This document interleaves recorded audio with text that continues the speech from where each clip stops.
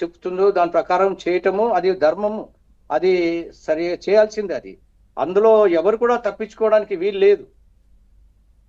Sir అట్లాగే ఇప్పుడు Christian మతాన్ని ఆచరిస్తున్న వ్యక్తి ఆ సంతకం పెట్టి లోపలికి వెళ్ళడం వల్ల ఏంటి నష్టం ఏమైనా ఉంటుందా? ఏంటి సార్ అసలు మతం మారిపోయినట్ట ఏంటి అసలు?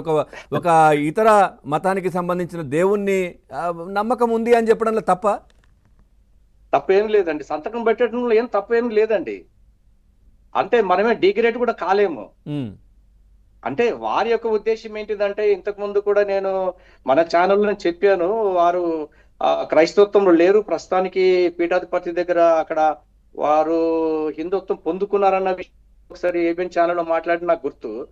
కాబట్టి ఆ యొక్క సిద్ధాంతం మీద నేను ఎందుకు పెట్టాలి? నేను హిందువునే కదా, నేను క్రైస్తవుని కాదు కదా, క్రైస్తవత్వం నుంచి మా వాళ్ళు ఉంటే ఉండి ఉండొచ్చు, నేను మాత్రం లేను కదా అనే ఒక ఆలోచన కూడా అయి ఉండొచ్చు అని నేను అనుకుంటున్నాను. చెప్పారు కదా సార్, నేను ఇంట్లో 4 గోడల మధ్య బైబిల్ చదువుతాను, బయట అందరినీ సమానంగా చూస్తానని కూడా చెప్పారు ఆయన.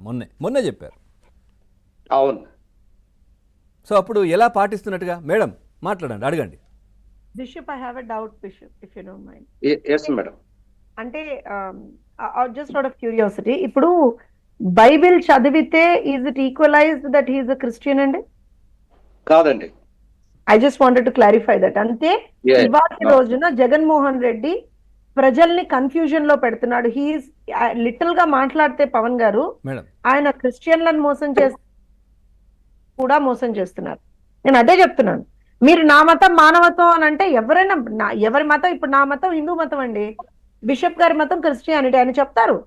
బట్ ఆయన ఇప్పుడు నేను ఏదైనా ఏమంటారంటే నా మత ఆచారాలు బిషప్ గారికి చెప్తే ఆయన దాన్ని అవునమ్మా మంచి ఆచారాలు మీవి, మేము ఏదైనా అవసరమైతే ఎప్పుడన్నా మన పర్టిక్యులర్ దీనికి వాళ్ళు వస్తే దాన్ని ఫాలో అవుతారు వాళ్ళు, లేదా మనం ఫాలో అవుతాం. సింపుల్ అండి. ఆయన దాన్ని నేను ఎందుకు ఈ మాట చెప్పానంటే, yesterday also he never uttered a word that I follow this particular religion or that particular religion. He is just trying to misuse religion for his own purpose. అంతకు మించి సెల్ఫిష్నెస్ గోల్స్ అంతకు మించి ఏం లేవండి. ఏమనిపిస్తాం సార్ బిషప్ గారు? Sir absolutely correct. ఇది మన madam Jyotsna గారు చెప్పినట్లుగా దిస్ ఇస్ పాలిటిక్స్. ఈ పాలిటిక్స్ వలన పాలిటిక్స్ ని రిలీజియన్ ని క్లంప్ చేయడం అనేది this is not correct.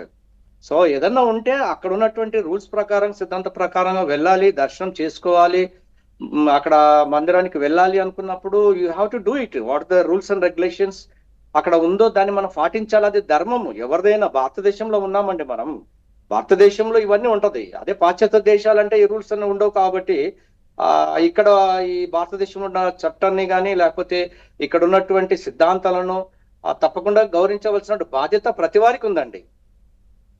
Right sir. అట్లాగే ఇప్పుడు జగన్మోహన్ రెడ్డికి సంబంధించినటువంటి కుటుంబ సభ్యులు కొద్దిమంది కూడా రెగ్యులర్గా బైబిల్ చేతులు పట్టుకొని ఎక్కడికి వెళ్ళినా ఉపన్యాసాలకు అంటే రాజకీయ ప్రసంగాలకు కావచ్చు వీటన్నిటికి వెళ్తూ ఉంటారు.